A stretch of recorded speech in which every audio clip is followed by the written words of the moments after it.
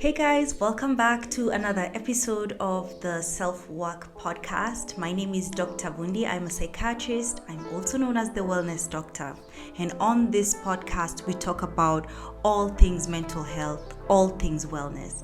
So if you're new here, welcome. I'm so happy to have you here. If you're a returning subscriber, thank you so much for coming back.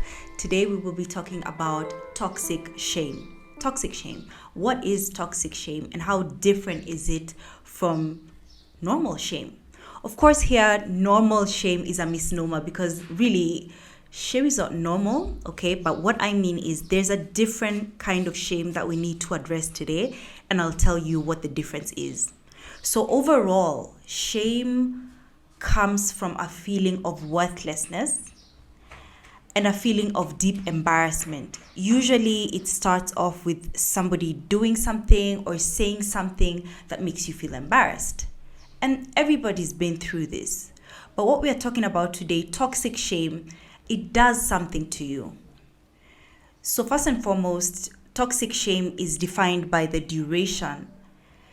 If something happened to you 5, 10, 20 years ago, but still in this moment, today, it makes you feel some type of way. It's able to evoke a feeling in you, a feeling of worthlessness, hopelessness, shame, guilt today, then that's toxic shame, right? So there's no specific time, but if it is prolonged, we're talking years, beyond 5 years, beyond 6 years, that can hint towards toxic shame.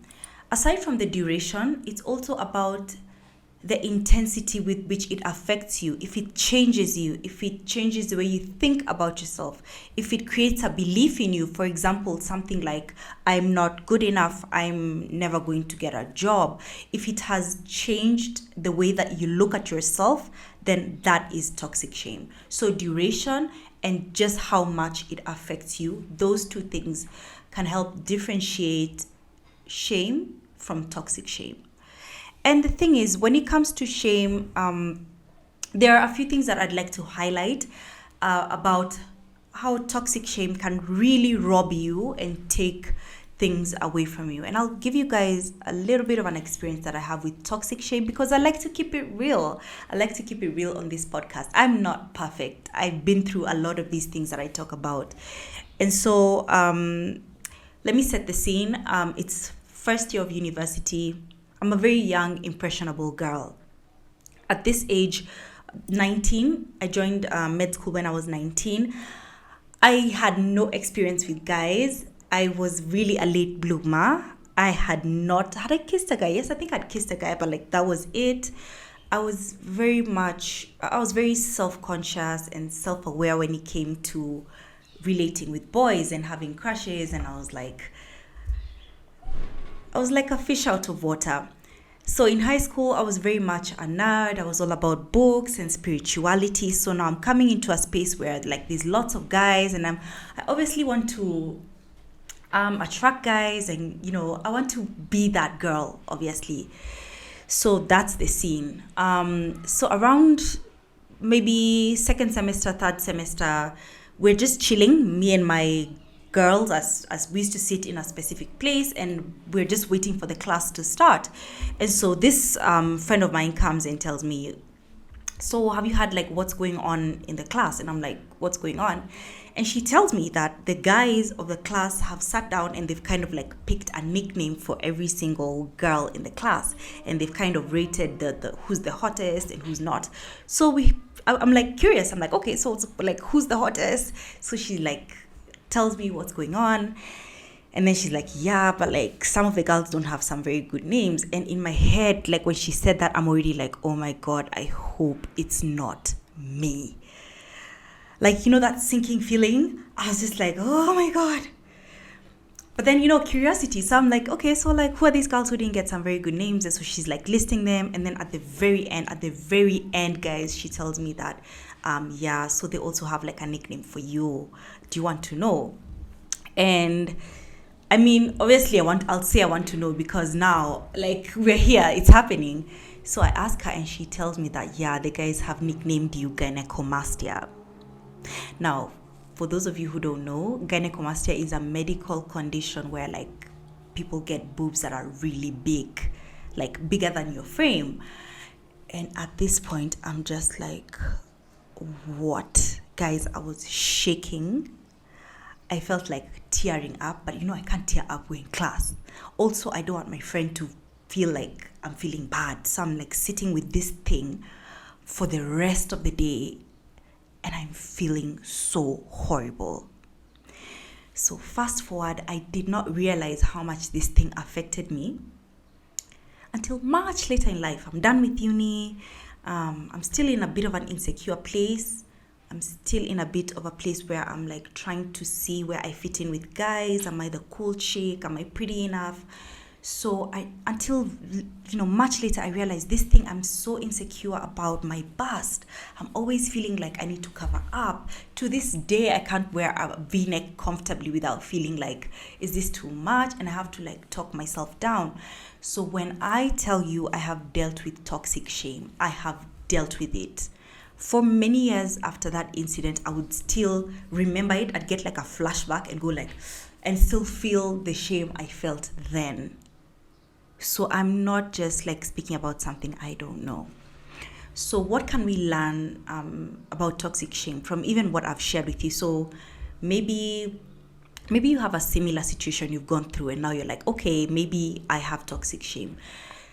The first thing that we need to know is that toxic shame makes you feel like you're irredeemable.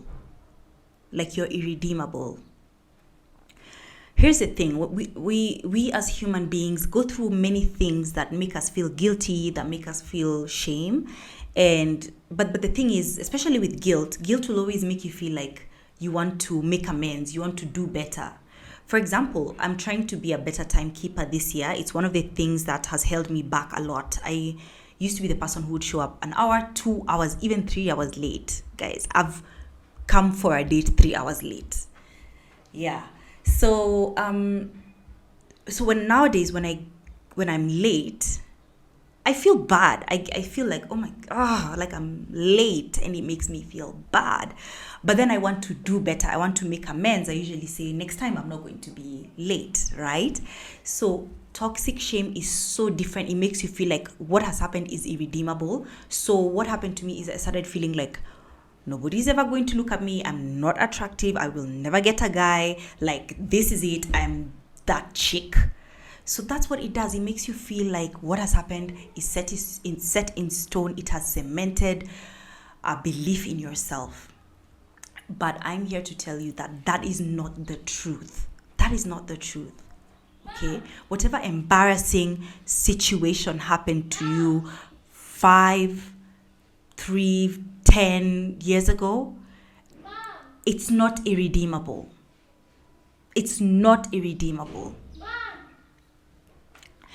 The second thing I'd like to talk about when it comes to toxic shame is that shame is not a real, tangible thing. Like, you see, the way I have this mic in front of me, the way I have a physical body, the way I have hands, shame is not a real thing, but it's real in the sense that it is secret, it is silent, and it's constantly whispering in your mind. There's that voice in your head that's constantly telling you things to remind you of your shame. It's reminding you of the day you fell down and you embarrassed yourself in the office. There's that voice, right? So yes, it's not a physical thing, but it's very real in the sense that it's secret and it's silent. Okay, and that's the way that it destroys you. It's just that constant whisper, that constant thing that reminds you. That's how it's a silent killer. Toxic shame is a silent killer. And interestingly, we don't need an audience to experience shame. We don't need an audience. Yes, there's a kind of shame where, for example, if you fall down in the club and everybody sees, like, yeah, that's embarrassing. People have seen it. But you really don't need an audience to feel shame. Sometimes it can just be with you by yourself. You can actually be having a very good day. You're just like walking around. But in your head, you're replaying that embarrassing moment, that shameful experience in your head. You're laughing, you're smiling, you're waving at people, you're having a good day, but shame is killing you on the inside. That's how shame destroys you. And if you're not careful, it can form a part of how you exist. So, what are the symptoms of toxic shame? I've mentioned a few. But I'd like to highlight a few symptoms of toxic shame. One is anger. And it doesn't have to be the loud anger in your face, like you're walking around, you're constantly angry at people. No, it can be that internalized anger. And for me, the internalized anger is so bad. When you internalize anger onto yourself, it's so bad, and it's one of the symptoms of toxic shame. Another one is projection, and I was so good at this. So I remember I started believing that I had such a big bust and it was so unattractive, such that whenever I would see another woman, who is rocking her cleavage, is wearing a nice V-neck, I would be like, why would she dress like that? Like, what is she thinking? And I would start hating and projecting my anger and my shame and my internalized belief on this other woman who is proud to rock her bust, So projection. So ask yourself, what is this thing that I project onto others? Could it be rooted in shame? The other thing is, if you find yourself you're overly sensitive about certain things, that could be attached onto your shame. When somebody even makes a positive criticism on something that you do or say, you're so quick to say, no, I'm not like that. I don't do that. I'm not. Why are you overly sensitive to criticism? Could it be that it's rooted in a shameful belief that you have about yourself? Lastly, there is withdrawal, where you find yourself just withdrawing and you almost don't want to be seen. You don't want to be heard. You just want to be a fly on the wall. You do not want to be loud. That could be a sign of toxic shame, right? So those are the few that I wanted to talk about, and I just wanted to now start talking about how to overcome, because it's possible. You can get out of that space, you guys. You can come out of that space. You don't have to live in the space of toxic shame. The first thing that you need to do is to arrest the negative self-talk. I'm a big believer of arresting negative self-talk, because you remember we said that toxic shame is that silent killer in your mind. So how do we arrest negative self-talk? By positive self-talk. You can actually verbalize it. Talk to yourself, guys. I've been telling you, it's not crazy. You're not crazy for talking to yourself. When a negative thought pops into your head, for example, I have a big bust, thus I'm unattractive. Please immediately arrest that thought and say, to some I might be unattractive, but to me, I am attractive. I love it. I'm fine. I am content with how I look. Affirm yourself. Affirm yourself. Affirm yourself. The other way that we can deal with toxic shame is to separate actions from self. Separate actions from self. Learn to separate the two. So for me, yes, something happened. They said something bad about me. Those boys gave me a nickname that was not very nice. That was the action. But does it have to form a part of myself? Does it have to form a reality in my life? Do I then have to take it up as a character trait? Absolutely not. That's just something they said. We leave it at that. Separate what happened from self. Yes, you fell down in front of everybody, but so what? Does it have to form a part of who you are? Do you then have to start taking up this shameful self who doesn't want to exist? You're almost like an invisible ghost. Absolutely not. Separate yourself from I am bad. You can say, instead of saying I am bad, you can say something bad happened to me. Those are two very different approaches, and mindset is everything when it comes to toxic shame. The last one is practicing self-compassion and self-love. Talk to yourself like the way you would talk to a loved one. I recently posted something on my Instagram that said, when was the last time you spoke to yourself? When was the last time you spoke to someone the way you speak to yourself? When was the last time you told someone, you're stupid, you're ugly, you'll never be successful? That happened to you because you deserved it. it's all your fault. When was the last time you actually said those words? I'm guessing never, right? So why do you do that to yourself? Why do you speak to yourself like that? I want us to get to the place where we afford ourselves grace. Be graceful with yourself. You can make mistakes. Imagine people fall down. Imagine people have wardrobe malfunctions.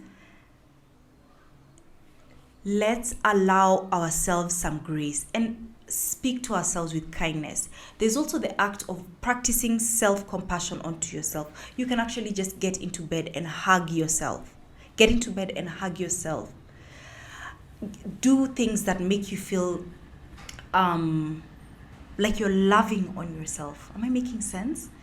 And with time, with constant practice, when you do things over and over that make you feel like, actually, I love myself, you realize that thing that you've been carrying around, that thing that you've been so ashamed about, it was just a thing that happened. It doesn't have to live with you and change you. And that, guys, is how you get over toxic shame. I really hope this one has resonated with you. It was a journey for me, and I hope that it will be a journey for you, a journey of victory, a journey of coming out of toxic shame. So if you loved this video, please give it a thumbs up. Share it with somebody who you think needs to hear these words.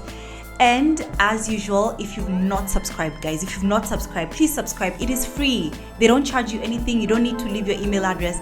Just hit that plus sign if you're on the podcast platforms. Subscribe on YouTube. Okay, guys? And I will see you next time on the Self-Work podcast. And I'm leaving you with love and light because you deserve it. Bye, guys.